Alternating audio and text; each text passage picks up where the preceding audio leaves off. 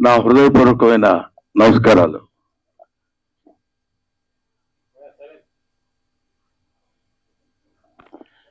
ఈరోజు నేను ముఖ్యంగా ఇక్కడికి రావడానికి రీజన్ ఏంటంటే, ఈ సినిమా చూడటానికి కూడా రావటానికి రీజన్ ఒకటి ఉంది, ఒక కారణం.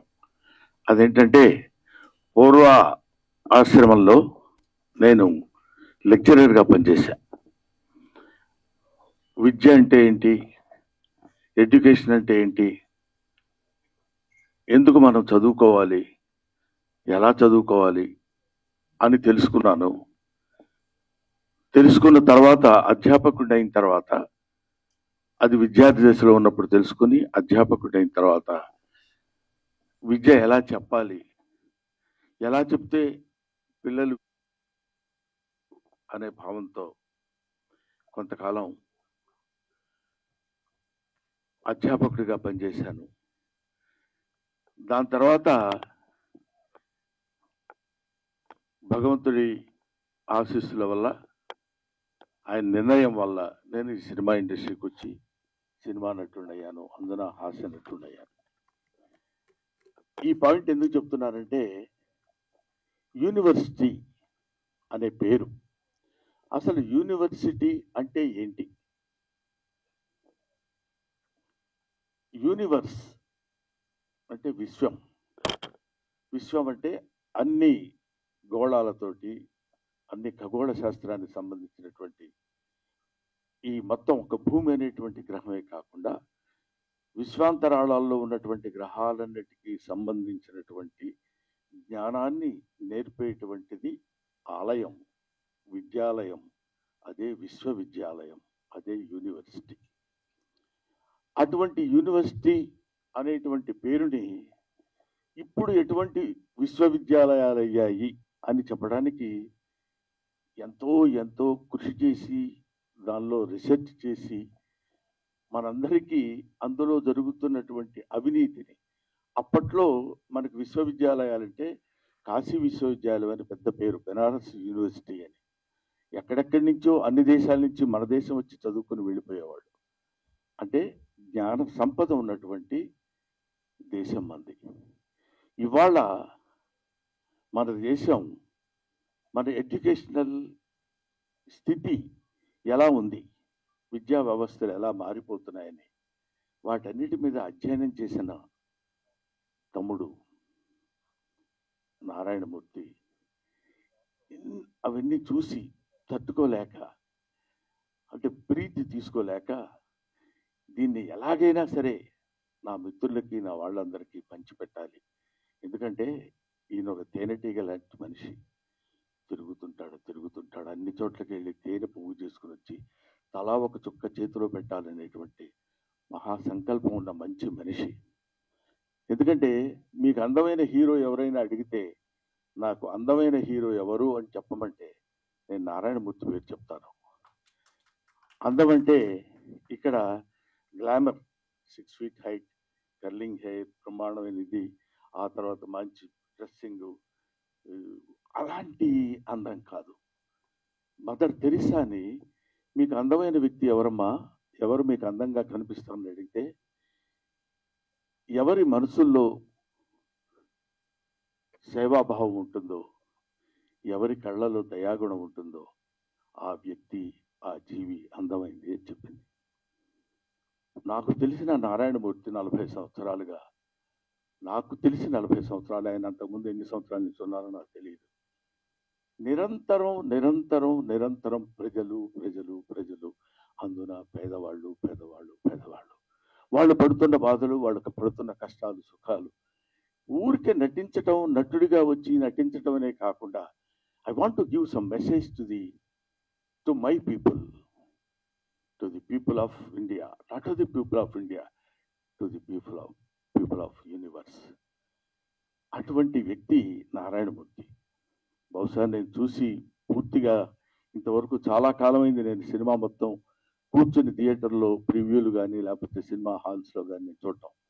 కానీ ఈ సినిమా నేను ఎందుకు చూడాలనుకున్నానంటే, దర్శకుడు వేరు, ప్రొడ్యూసర్ వేరు, ఇంకొక టెక్నీషియన్స్ వేరు, ఇంకొకళ్ళు ఎవరెవరు ఎన్నో 24 శాఖల మంది కలిసి పనిచేసే పనంతా ఒక్కడే భుజాన కాడేసుకుని దాన్ని ఆయన చెప్పాలనుకున్నటువంటి విధానాన్ని అద్భుతంగా సినిమా తీసి చెప్పాలి అనేటువంటి ఆలోచన ఎందుకు? మీకోసం, ప్రజల కోసం, పేద ప్రజల కోసం. ఈ సినిమా చూస్తున్నంతసేపు నాకు అనిపించింది, ఇందులో ఒక అద్భుతమైన ఎమోషన్స్ ఉన్నాయి. తండ్రి కూతురు, తండ్రి కొడుకు, ఆ తండ్రి చదివించి ఆ తండ్రి చేసినటువంటి త్యాగం, ఆ తండ్రి కోసం కొడుకు చేసినటువంటి త్యాగం, ఇలాంటి ఎమోషన్స్, ఆల్ ఎమోషన్స్ ఒక చోటికి తీసుకొచ్చి ఎంత దారుణంగా హ్యూమన్ ఎమోషన్స్తో ఆడుకుంటుంది వాళ్ళ ఈ సొసైటీ అని, అవినీతి బంధుప్రీతి చీకటి బజారు అలుముకున్న ఈ దేశం ఎటు దిగజారు అన్నాడు శ్రీశ్రీ 50 ఏళ్ల క్రితం అనుకుంటా. కాబట్టి వాళ్ళన్న మాట కాదని, దాన్ని ఇవాళ వరకు ఎక్కడ ఏ రకమైన సమస్య ఉన్నా ఈయన ఒక అద్భుతమైనటువంటి రీతిలో దాన్ని మామూలు మనుషులకు కూడా అందుబాటులో ఉండాలి అని కష్టపడి సినిమా తీసి మీకోసం, తన కోసం కాదు, తన ఈ చొక్కా, ఈ ప్యాంటు, అదే తన జీవితం మీకు అంకితం, అంతే.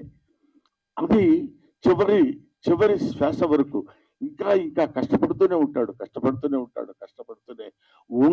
ఉండాలని భగవంతుడిని నేను కోరుకుంటూ, చూడండి ఎంత త్యాగం చేసి ఎన్ని అంటే, ఎవడే మరి ఇప్పుడు ఇట్లాంటి సినిమాలండి మేము ఏం చూస్తాం సార్, మీరు ఏదో చెప్తారు. ఎట్లాంటి సినిమాలు? ఇదేమి నిజానికి దూరంగా ఉన్న సినిమా కాదు, ఇల్యూజన్లో ఉన్న సినిమా కాదు, ఊహించుకున్న ఒక అందమైన అద్భుతమైనటువంటి సుందరాంగి సినిమా కాదు.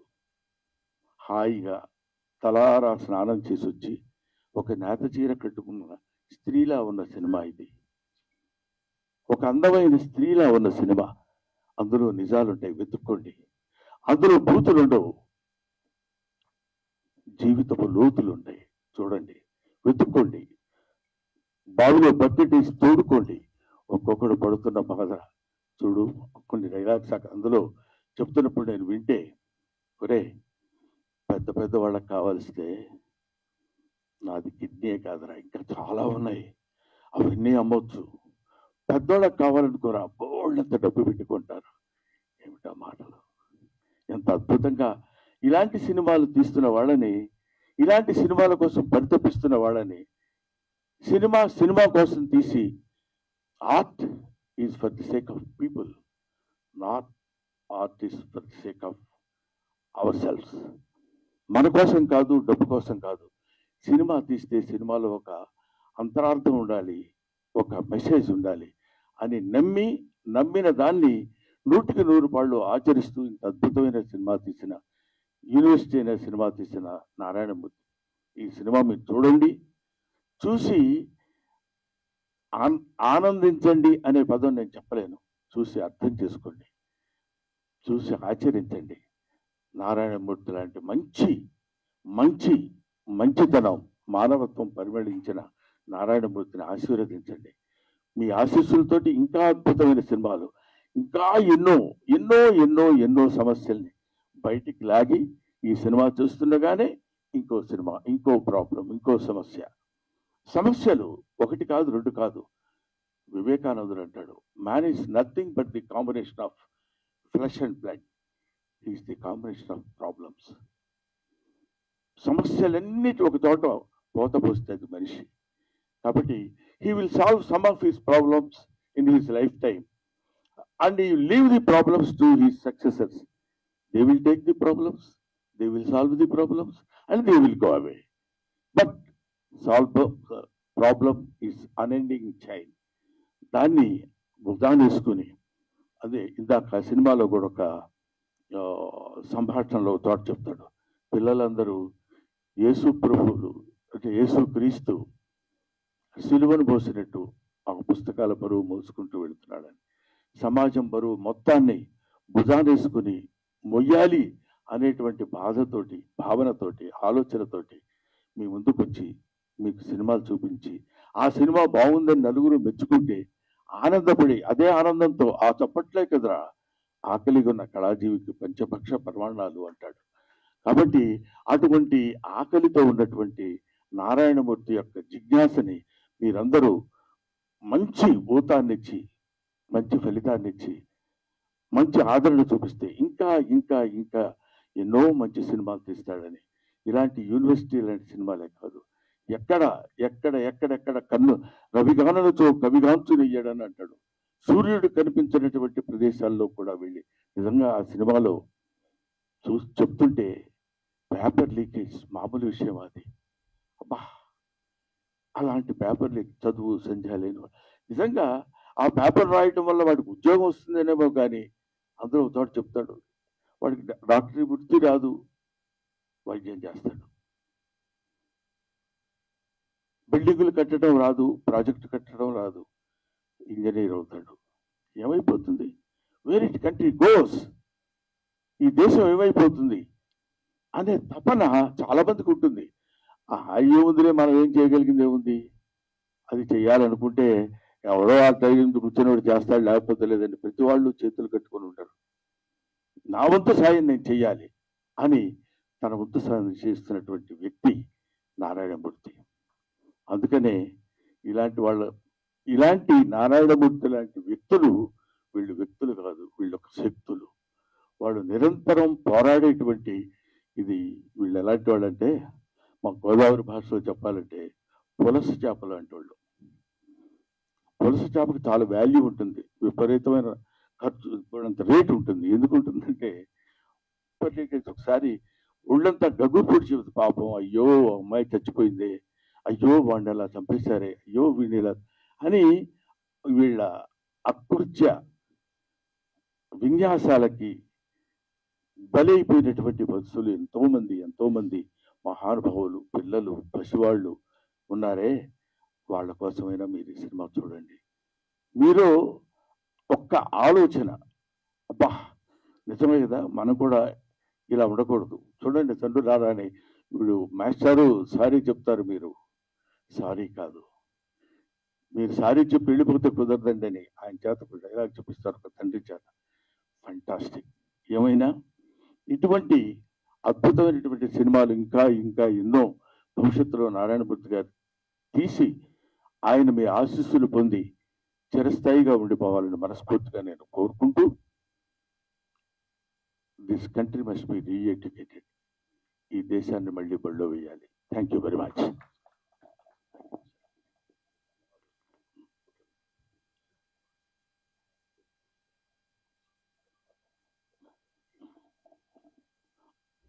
ఆ తర్వాత నారాయణమూర్తి గారు ఫ్లోలో, ఎందుకంటే మధ్యాహ్నం తిన్నాను పులస చేప, అందుకని ఆయన నారాయణమూర్తి ఒక జలంలో నివసించే పులస చేప కాదు, మానవుల్లో నివసించే మంచి మనిషి.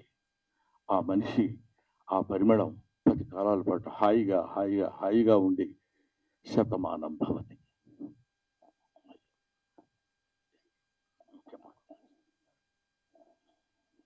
మీ ఆశీర్వాదానికి వందనాలు సార్. మిత్రులారా, మన తెలుగు చలచిత్ర పరిశ్రమలో కస్తూరి శివరావు గారు ఎలా చూశాం, రేలింగ్ గారు ఎలా చూశాం, రమణారెడ్డి గారు ఎలా చూశాం, అల్లు రామలింగ గారు ఎలా చూశాం, పద్మనాభం రాజబాబు గారు ఎలా చూశాం, బ్రహ్మానందం గారు ఎలా చూస్తున్నాం. ఆయన మహానటుడు, మహాజ్ఞాని, అన్నింటిని మించి మాస్టర్. అందుకే నా యూనివర్సిటీ పేపర్ లీక్ సినిమాని, ఆ లోగోని బ్రహ్మానంద గారిని విజ్ఞప్తి చేసి ఆయనతో నేను రిలీజ్ చేసుకున్నా. సినిమా రెడీ అయ్యింది.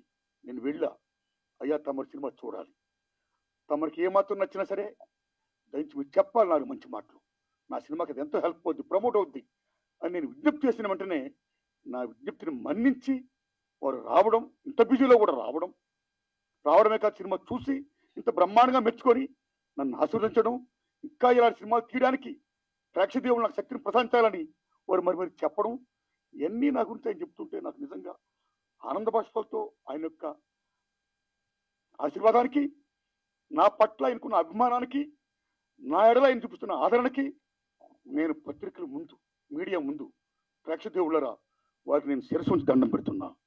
Thanks lot sir. మిత్రులారా, యూనివర్సిటీ పేపర్ లీక్ ఈ సినిమా ఆగస్టు 22వ తారీఖు రిలీజ్ అవుతుందండి. దాన్ని చూడండి, ఏమాత్రం బాగున్నా ఆదరించండి. నేను ఇంకేలా చిత్రాలు తీయడానికి శక్తిని ప్రసాదించండి. మీడియా మిత్రులు థ్యాంక్స్ లాట్. సతీష్ గారు థ్యాంక్స్ లాట్. మీ అందరికీ నా వందనాలు చెప్తున్నా, వేల వందనాలు, ధన్యవాదం. ఒక్క విషయం, ఇవాళ నేను గొప్పవాడిని చెప్పడం కోసం చెప్తున్నాను. నేను ఎంత గొప్పవాడిని అంటే, ఇవాళ మా రెండో అబ్బాయి వెడ్డింగ్ యానివర్సరీ. ఇప్పుడు ఇంట్లో ఫంక్షన్ జరుగుతుంది.